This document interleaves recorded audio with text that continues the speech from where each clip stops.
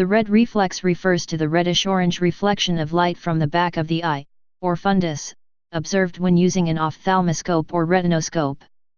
The reflex relies on the transparency of optical media, tear film, cornea, aqueous humor, crystalline lens, vitreous humor, and reflects off the fundus back through media into the aperture of the ophthalmoscope.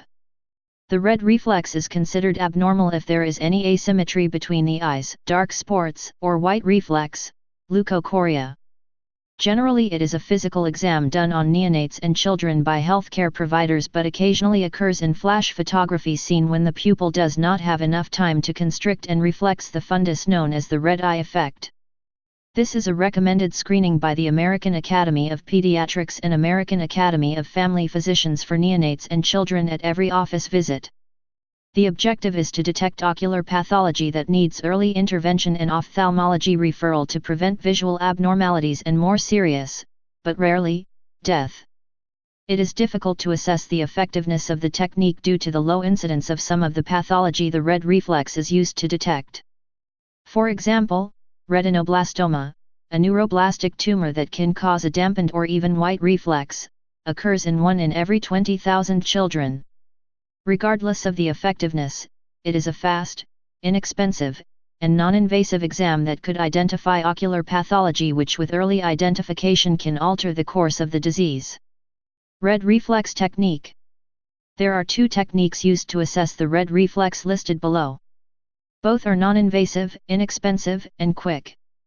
It should be noted that dilation of the eyes is unnecessary and not recommended due to the theoretical but rarely seen risks of sympathomimetics and antimuscarinic systemic effects: tachycardia, fast heart rate, hypertension, high blood pressure, and arrhythmia, abnormal heart rhythm. Red reflex or individual reflex.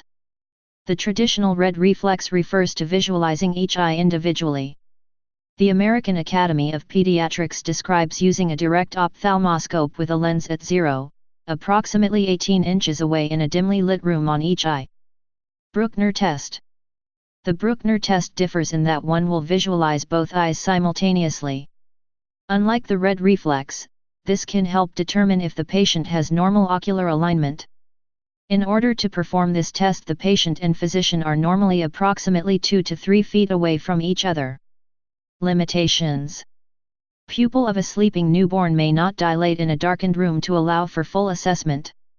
The area of the retina reflected in the test is very small, and rather than showing part of the retina, it shows summation of the area. Differential diagnosis. The differential diagnosis for what could be causing an abnormal reflex ranges in severity from causes that will resolve on their own to pathology that can be life-threatening, which is why expert evaluation is essential. Below is a few of the most referenced pathologies. Needs intervention: congenital cataract, refractive error, ocular alignment, retinal abnormalities. Strabismus, amblyopia, or amblyogenic disorder. Retinoblastoma, a neuroblastic tumor, most common primary intraocular malignancy, and 7th most common malignancy, 1 eye in 20,000 children. Of note, other signs of retinoblastoma include strabismus, tearing red eye, iris discoloration. According to Bates' Guide to Physical Exams, retinal detachment would result in the absence of red reflex in the affected eye. Benign. Pupillary membrane, which will resolve spontaneously. Mucus in the tear film, which will be mobile and resolves with blinking. Can have different shades of reflex dependent on race and pigmentation of the fundus. Recommendations. Both the pediatric and family physician associations encourage newborn screening and continued assessment at all visits because some diseases only develop later in life. 2 examples include familial exudative vitreoretinopathy and polar cataracts.